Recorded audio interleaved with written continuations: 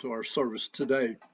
We trust you're all keeping your social distance and washing your hands. These are tough times for us. I know many of us vacillate between fright and a little anger, maybe. But the good news is that, to the best of my knowledge, all of our members are doing well.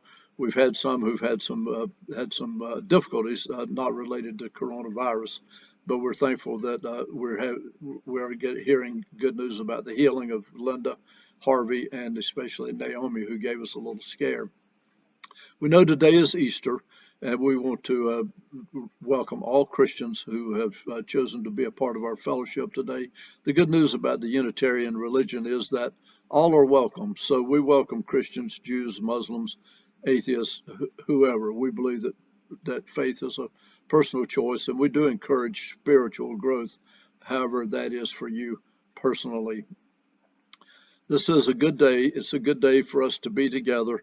I was so pleased the last couple of weeks to have our virtual services because it is important for us to know that we are here for one another and know that there will be a time when we'll be back together and we can maybe hold hands or maybe bump elbows, whatever we choose.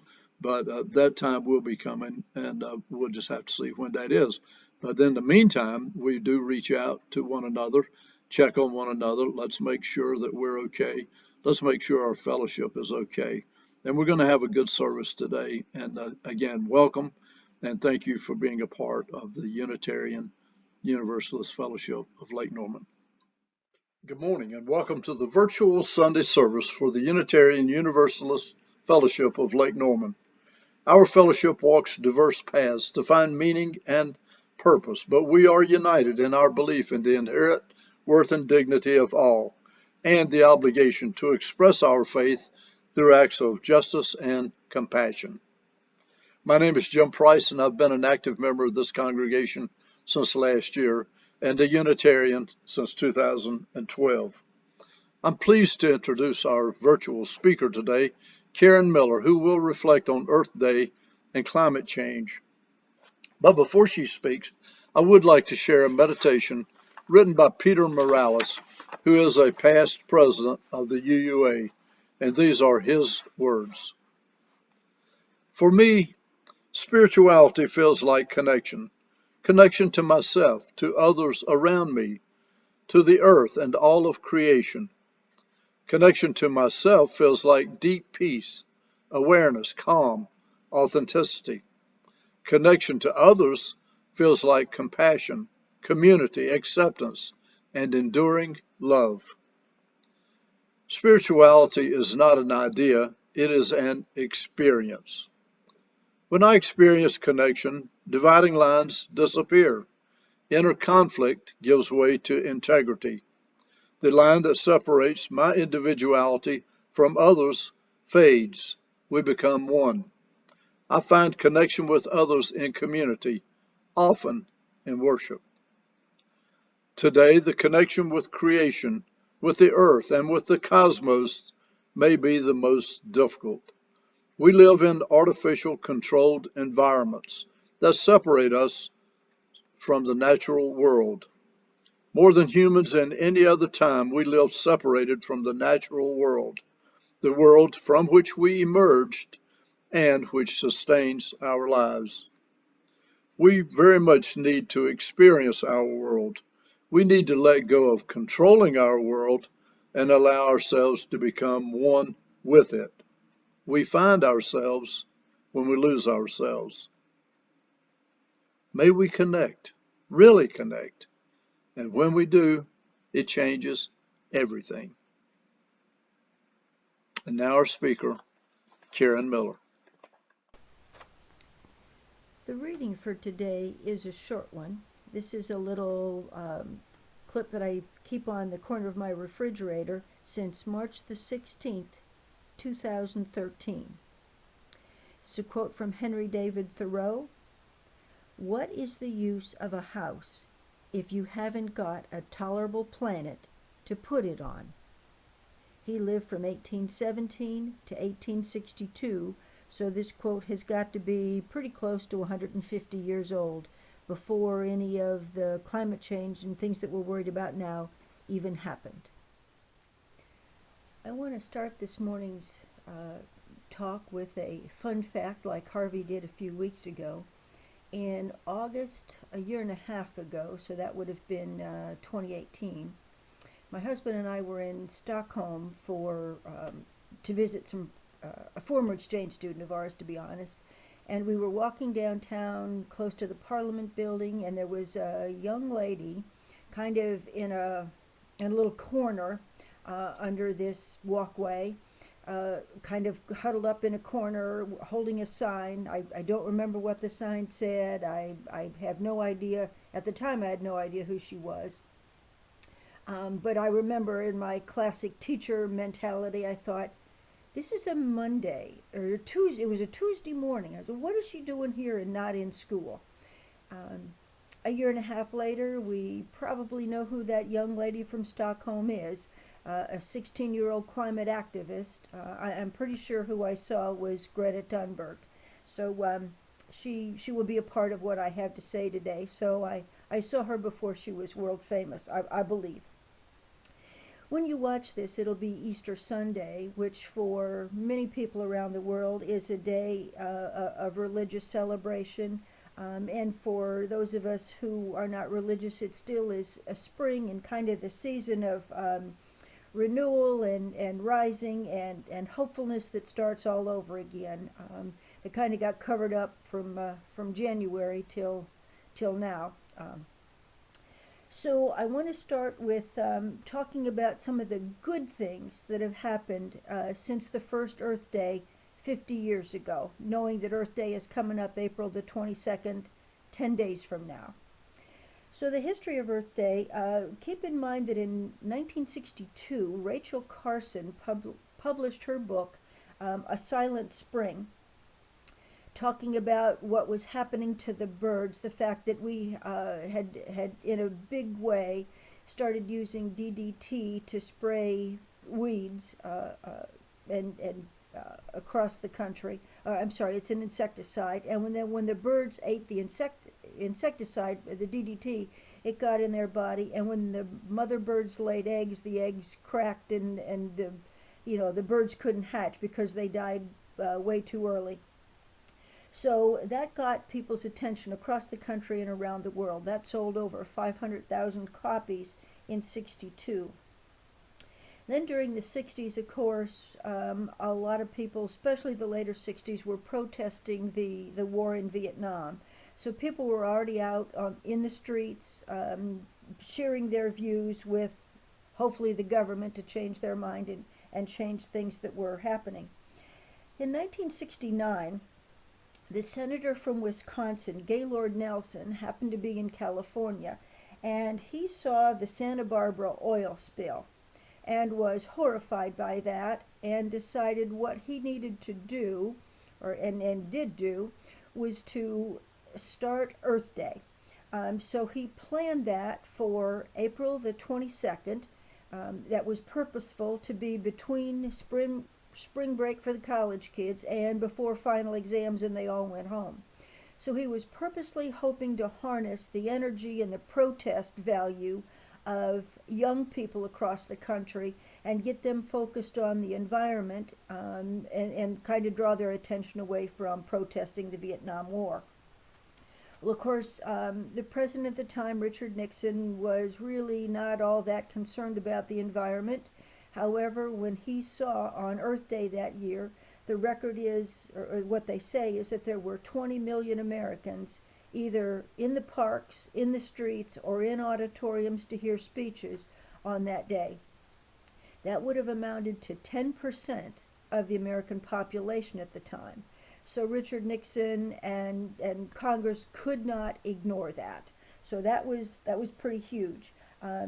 Although the clip from Walter Cronkite on that very day says that it certainly didn't unite all of us. The crowd and all the clips the several clips that he showed, and his comment was that it was predominantly young, predominantly white, and predominantly anti-Nixon. But then again, that's probably just exactly who Gaylord Nelson wanted. So by the end of 1970 then, within 8 months, Congress had passed the Clean Air Act, the Clean Water Act, and the Endangered Species Act. So those are three huge things to take care of the environment that passed in, less than, 8 or 9 months for taking care of the environment. Remember, in 1971, then Dr. Seuss published the Lorax. I don't have record of how many copies sold, but of course I'm sure it's up there amongst the tops. By 1972, enough people cared about the environment that the United Nations was triggered to start the UNEP, the United Nations Environmental Program. And then so that when any countries made treaties with each other or had conventions or agreements between each other, the United Nations tried to be sure that the environment and taking care of the environment was involved in all of those negotiations. So they were concerned about the world also. There's not much record of what happened in 1980 for the 10-year anniversary, but by 1990 the Earth Day celebration had gone global. They say that there were 200 million people involved in 141 countries around the world. The environmental issues, of course, were now on the world stage, not just American.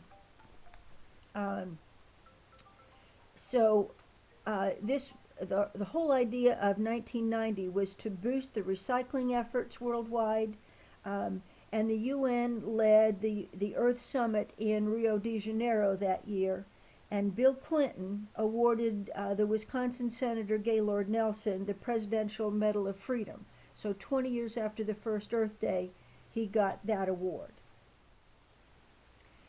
So by 1990, the 20th anniversary of Earth Day, I am sure I was paying attention by then. I was remarried by then to Carrie, and I remember that we had an ancient pickup truck in the backyard, and every 2 or 3 Saturdays we'd load that pickup with the recyclables that we had and the trash.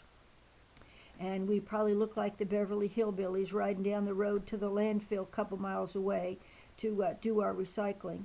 And I do happen to have my T-shirt from 1990 from Earth Day, and you can see that the focus back then was on recycling, stopping CFCs to escape in the air mostly from refrigerators or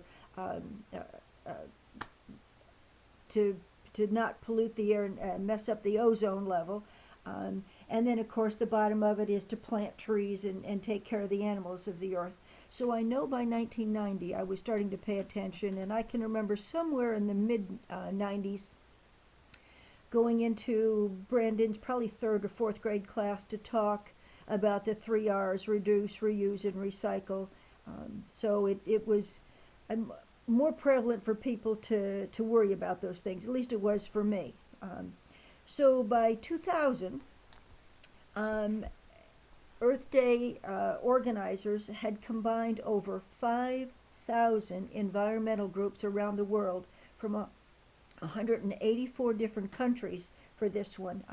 By this time they used the internet to organize themselves. They say that there was a drum line all across the country of Gabon, Africa, that you could from one village to the next. And I believe they did put this online where you could watch all of this drum line from one village to the next at the same time.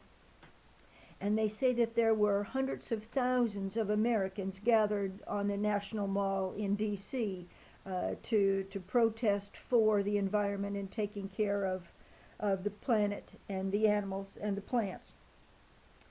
By 2010, the challenge was to combat the climate deniers, who were backed, of course, for the most part, by the big oil companies. That year, they say there were 250,000 people on the American Mall in Washington. And this is where they introduced, their big focus that year was a global tree planting focus.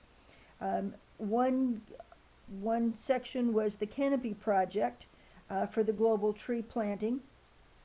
And then they started a billion acts of green, encouraging people around the world to do small, medium, and large size service projects, anything they could do and wanted to do in their community to try to improve the environment. This year, 2020, they say will be the largest secular observance in the world. They're hoping to have somewhere between 1 and 2 billion people participate in this Earth Day. They say that many citizens in the world are disillusioned by the low enthusiasm demonstrated by governments around the world for their participation in the Paris Accord from 2015. The countries aren't living up to what they said they were going to do to reduce their carbon emissions. And of course, in the last 10 or 15 years, the popularity of the of the youth movement to climate strikes on Friday and other things around the world that the young people are pushing the older people to do something important. And of course, Greta Thunberg has a lot to do with that. There is also another young man, I don't remember his name, but he convinced the UN to have some section of theirs or some rule of theirs with his name on it now, that when any organization wants to work on improving the climate, they should involve at least one young person on their board or consult with them about what the young people think, because they are the ones that are going to inherit the earth however we leave it, in the condition that it's in, or hopefully better than it is now. So the theme for this year's climate action is climate action for Earth Day. They're hoping that by the end of 2020, that nations will actually increase and improve what they committed to do on the 2015 Paris Accord to cut down on carbon. They want to stress the great global cleanup. They want anyone and everyone to remove trash from where it shouldn't be, from parks, rivers, beaches, neighborhoods, creeks. That's the first thing they're hoping people will do. The second thing is an earth challenge.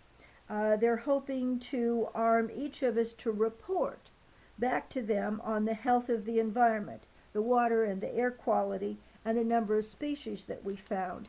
And of course, with technology, there are ways to do that. And I'll talk about that later through the Earthrise. There are apps where you can measure the air quality where you live and report back to them. Another part of what they're stressing this year is artists for the earth. They want artists of all ages and all different types of art to express our common humanity and where we are in the world and how it's doing. So those are some things that you could participate in. What's interesting was there was a meeting in December of 2011, so only 4 months ago, in Madrid, that involved the countries of Spain, Italy, and Mexico. And they started to talk about how the education of young people is going to be indispensable in this fight against the climate change. Now, what's interesting is the United States has been doing this for a long time. So I taught high school biology from somewhere like 2005 to 2015, somewhere about 10 years. And even before I started teaching, teaching about the environment was part of the curriculum.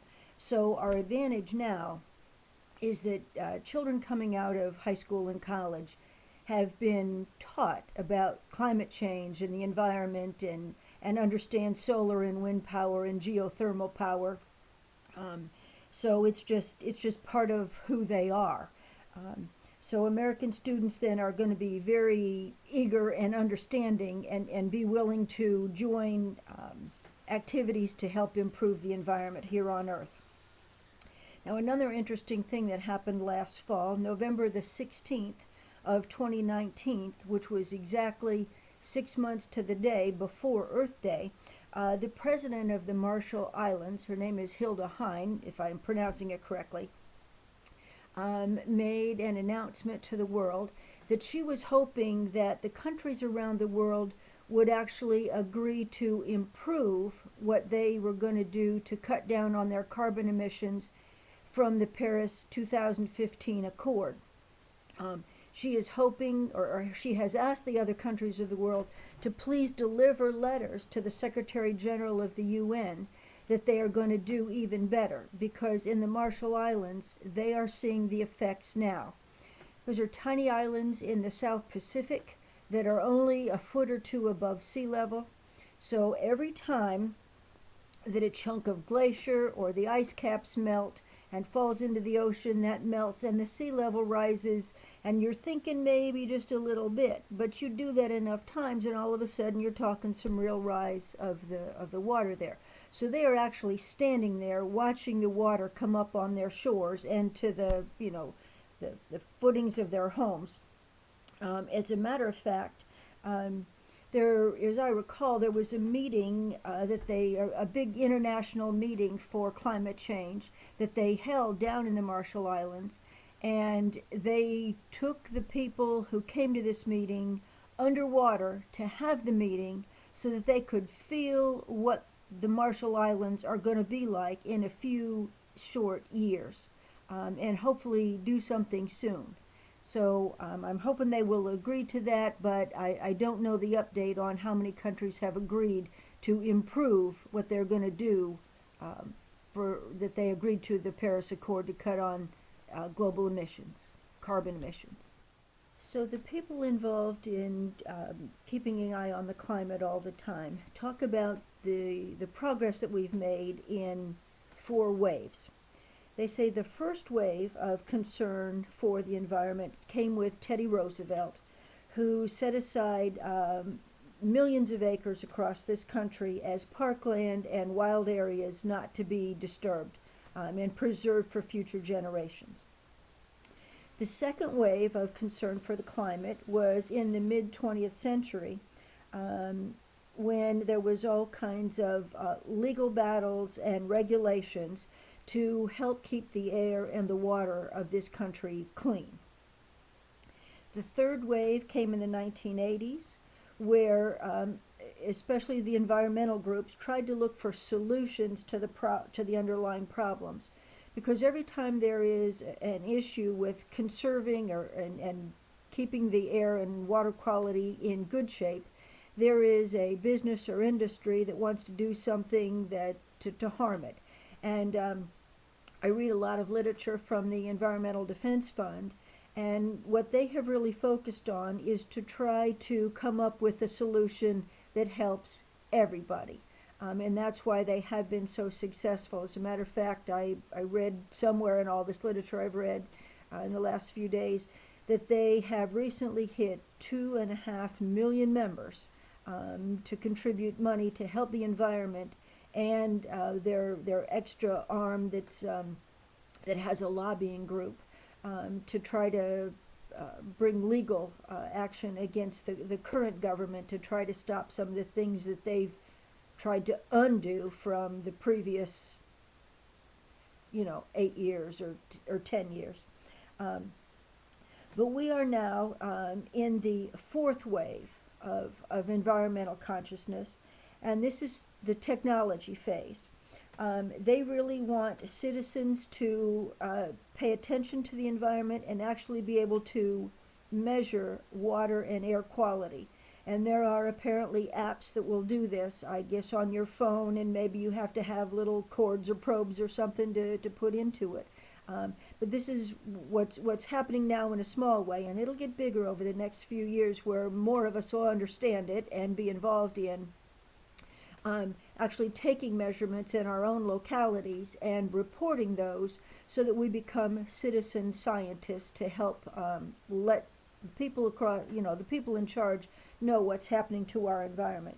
One of the other things the EDF, the Environmental Defense Agency, is trying to do in 2022 they're going to put up a satellite to go around the world that will measure methane in the area that it's covering at the time. The reason for that is right now, probably one of the largest contributors to climate change is the fact that methane escapes from oil and gas pumping areas where they're taking it out of the ground and processing it. And there's really no way to physically measure that all the time. It's a constant 24 hours a day. They've had to invent scientific equipment that will measure it, but now they're going to put it in a satellite that will go around the earth and keep an eye on that, even in places where we can't physically get to. So this year, with everything for Earth Day being online because we cannot gather in a group, it was going to be about technology anyway. So if we had to not protest in a group and protest at home on our computers, this would be the perfect year to do it. So it will work out well. And I'll talk to you in a little bit about how you can be a part of that. But right now I wanted to be sure that I talk to you about the good things that have happened since Earth Day started 50 years ago. The first one is so simple and obvious that you might not have even thought of it.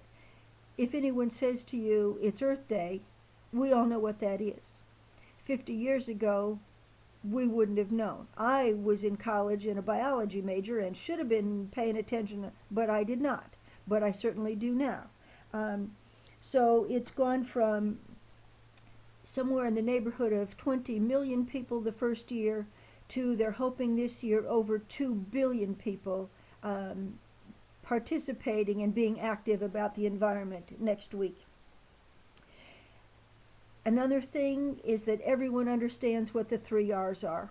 Even if you don't do it, you understand what reduce, reuse, and recycle means. And most of us are probably doing that. I know that it's hard for me to throw away things, even though here in Ardell County they no longer recycle glass, so I have to throw that in the trash, and it pains me in the last month or two to have to do that, but they're not taking it at the recycling center. The statistics say now that 7 out of 10 Americans agree that global warming exists. I don't recall whose statistics they are. Personally, I think it's a little higher than that, but we'll go with that to be sure that we're at least correct. In truth, I remember telling my science students who would mumble and grumble sometimes about, global warming is a hoax and made up and whatever. My answer was 90% of the scientists agree that global warming is happening and it's caused in large part by humans. It's being expedited by humans. I agree. It was going to happen anyway. The climate does change. They have ways of recording way back, and the oxygen level frozen in the ice when they take out the ice tubes, and that's a whole nother talk I could give some other time about how they do that. But 90% of the scientists agree, and they deal in facts day in and day out. So you really can't argue with that. The people who don't believe have got, basically it's industries who have got money to hire lobbyists to talk to politicians so that they kind of question whether or not this is all true. And with enough money, I guess you can talk people into believing things that they're not totally agreement with. But I've noticed that when I have traveled around the world, most of the rest of the world, even the politicians and the governments, agree that global warming is a problem, and even if you don't, reducing, reusing, and recycling, and trying to shut off the light switch and turn off the water faucets when you're not using them makes good sense. Okay, it helps your pocketbook if nothing else. So the rest of the world believes it. As a matter of fact, when we were in Spain in January and we went to recycle and put the trash in, they have big bins along the sidewalks every block or so. Usually those bins were stuffed full of, yes, trash, and then the recycling parts, and you had to separate out the cardboard from the glass from the metal, I believe. I can't remember. But, I mean, it was on every second or third street corner in Barcelona and the other towns we visited. Obviously, the fourth good news is that the youth is very much involved, and they are the future. And if you and I don't do something about the environment, of course, they inherit the problem, but I think they're pretty gung ho about helping us fix it and prodding us to do more soon. And they will do more when it's their chance. Obviously, Greta Thunberg is the person of the year, which is very appropriate. There happens to be someone else very jealous of that, but that's too bad. Most of us agree with global warming and climate change, or at least global weirding. The fact that there are, another good piece of news is that there are hundreds, if not close to 1,000 organizations around the world doing their small part to try to help the environment, to save the animals and the plants. I know that I get mail all the time from the Environmental Defense Fund, from World Wildlife. I've got a whole stack of them here. There are a couple of new ones that I'm getting. The National Defend the Environment. Several from the oceans. I mean, because I taught marine biology, I got on one mailing list, and now I get probably 4 or 5 things. Donate money to save the oceans, and I do. One of the things I did want to share with you, and the advantage here is you can get close up on this. I was in the boat store down in Cornelius a couple months ago, and right on the checkout counter they have these little bracelets. Now it was $20, and it's not a beautiful bracelet, I'll agree with you, but these are beads made out of the plastic that has been taken out of the ocean. There are a couple of, I think they're young, college buddies who were upset about the fact about the garbage patch in the middle of the Pacific, which is pieces of plastic that have been washed down creeks or left on the beach, and they get out to the middle of the Pacific Ocean, and because of the way the currents run in the northern Pacific, it just circles around it. All the stuff eventually gets to the middle, and there's this huge garbage patch. The last I checked it was the size of Texas. Now stop and think about that. The size of Texas, this big patch of plastic and stuff that's been washed off of beaches or fallen off of boats crossing the ocean that just stays out there and cycles around and around. And there's really no way to clean it up because it somewhat degrades, it gets little and it gets brittle, and by the time you touch it. But these 2 young men have found some way, and they take the plastic out of the ocean, and they are recycling it now as these beads and in this bracelet that I normally wear, but I'm not wearing it now because it's one more thing to have to wash to be sure I don't have a virus on it. So you'll see me wear it when all this is over. The fact that the Environmental Defense Fund has just hit 2.5 million members, and I'm sure the other organizations have got large numbers too.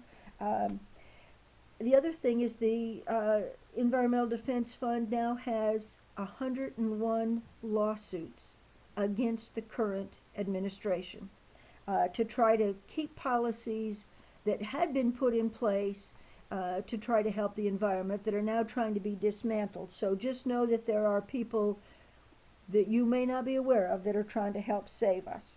The other interesting article I read the other day is that now 20% of the electricity on the American grid is renewable energy, coming either from solar or wind power. That's gone up from about 10% 10 years ago. So now it's at 20. And right now, there was an article in the New York Times just a few days ago that right now with the oil prices way down, you'd think that a lot of people would go back to that and want to invest in those but they're not. The solar and the wind turbine companies, and then the companies that sell or make and create the batteries to store all that energy, they're actually seeing an uptick in business right now because people around the world understand that this is the way we've got to go in the future, that one day we're going to run out of fossil fuel.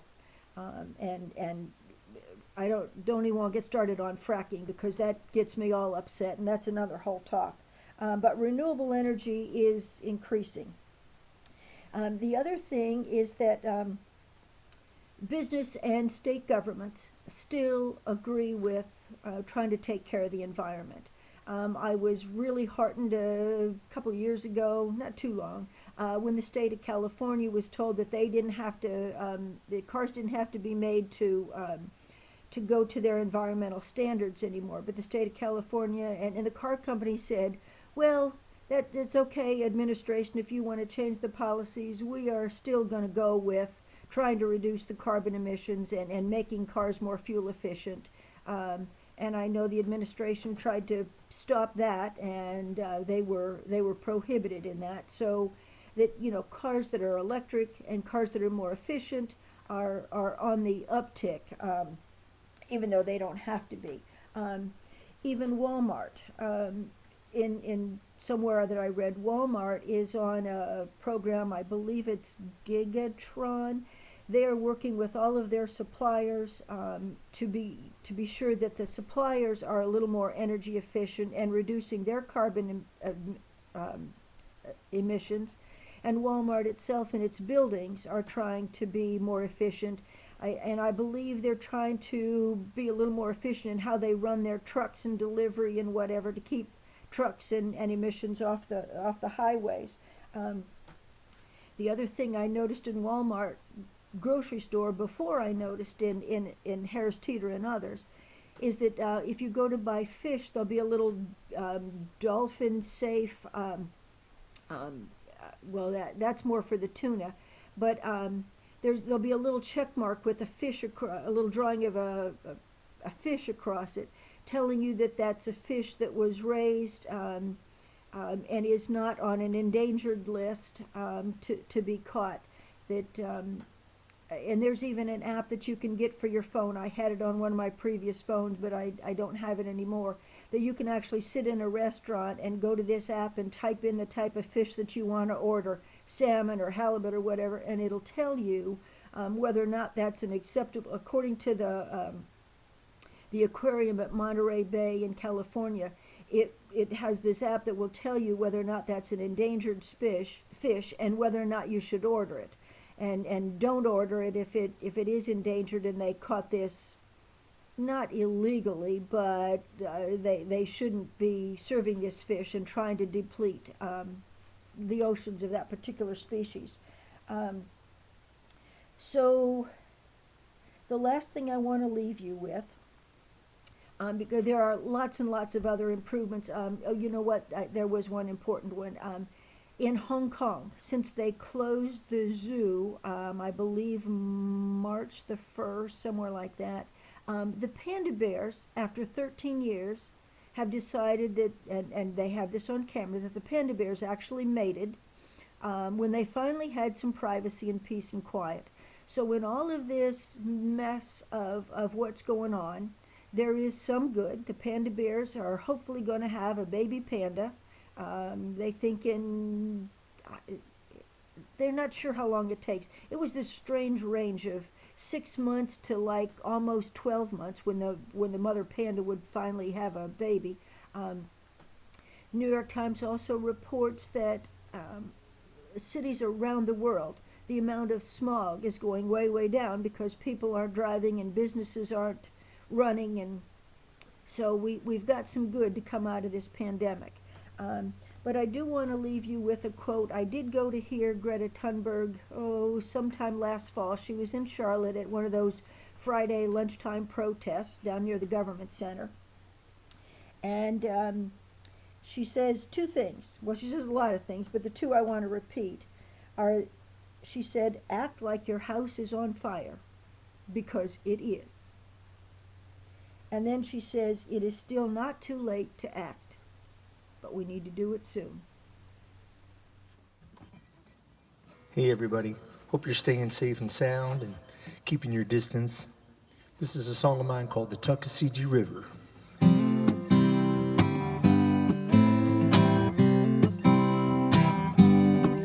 Oh, the wildest flowers bloom around you. The blue-red sun is peeking through. The red-crest robin singing his song. The Tuckasegee River keeps rolling along. All of the wonders roll into one. I'm falling under the spell of the sun. Oh, the sails are up, high time to ride. The world's our oyster, near or wide. The winds will blow away all down. Let's go see what it's all about. All in a day, you know, the cool river runs. I'm falling under the spell of the sun. Oh yeah.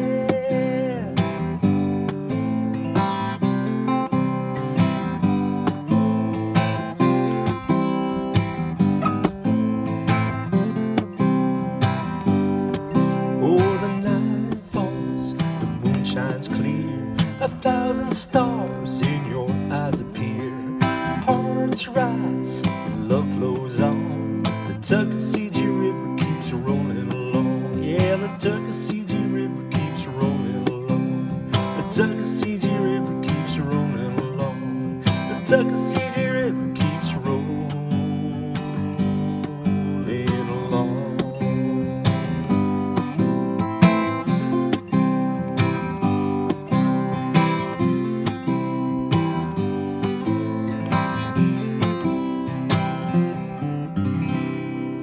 Stay safe, everybody. Our closing words today are Committed to Respond by Lynn Harrison. Committed to respond to the call of a wounded world, we join together this day with loving hearts, hands, and minds, embracing the interconnected web of water, air, and earth. We light a fire of sustaining hope, ever bright with love and justice. May we bring forth this day new wisdom, strength, and courage to create a new world, not of wealth, but well-being, a world of new peace and abundance for all. As we give thanks for this earth, our shared and singular home, may we dedicate ourselves to its ongoing care, rising to the calls deep within us and all around us. May we respond today and always with courage and with love. Namaste, Shalom, blessed be.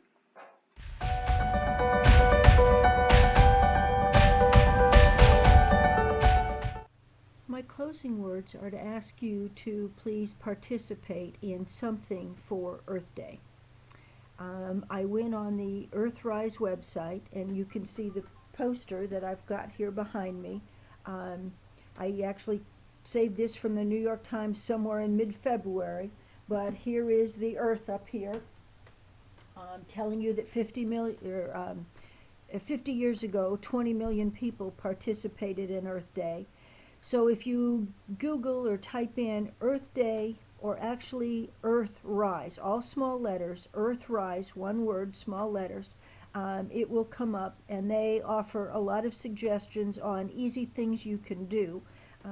And actually, what I want to share with you real quick are the 7 things that they offered that even children can do during the pandemic when they are home, when they finish their schoolwork. One of them is that, of course, this year Earth Day goes digital. They want to encourage children to do, and you can do the same, easy, find somewhere on the internet to learn something about the environment that you didn't already know, about an animal or some aspect of the environment. Some interesting things like, actually one of the biggest polluters are cement plants. More CO2 is escaped in the process of making cement than comes out of cars and businesses. And another thing is cows. Cows pollute the air. They fart a lot, I understand. I've not been too close to very many cows. But if we could cut down on our beef consumption and the number of cows in the world, that would help some of the greenhouse gases subside, believe it or not. But I remember making kids chuckle with that in high school biology, because 10th graders still think farting is hysterical. Um, Another thing you can do is download the Earth Challenge app, and you can do that from the Earthrise website. They want to challenge you to test your local air and water if you're close to it. And they have some way, I haven't been there yet to do it, but there's a way to monitor and report back to them, how the air and water quality in your area happen to be. Kids will probably figure that out faster than we will. A third thing they recommend is try to have one plant-based meal a week, and cut down on beef, cows, chickens. Number 4, they want people to cut down on their plastic pollution, to actually monitor how much plastic is coming in and out of your house. And this may be a challenge for kids to do. How many bottles, bags, containers come into your house when you come home from the grocery store or the hardware store, and what could you as a family do to cut down on that a little bit at a time. Another thing is to create eco art. They say to repurpose materials and reuse them. I know where I go to preschool at Open Door at the Unitarian Church, they're forever gluing bottle caps and paper towel rolls and empty cardboard boxes and creating art. It's kids' art, but they're having fun, and they're using geometry to glue things, but they're reusing things before they get thrown out. And the last thing they ask is that you join Earthrise. One of the things you could do is make a poster and even put it in your window so that your neighbors could see that you are going to contribute or are concerned about the earth on Earth Day. I live a little far back from the road, but I intend to make a poster and put it out by the road so people know that I care about the earth, and I'm going to try to do something on Earth Day. So they ask that everybody do hashtag Earth Day or Earthrise, and invite 3 people to join. But I'm asking all of you to do something. If you pick up one piece of trash while you're out walking your neighborhood getting some fresh air, cut down on plastics when you go to the grocery, reuse your used cloth bags or reuse grocery bags, and just say hi to your neighbors on your way by. So have a happy Earth Day on April the 22nd. Thank you very much.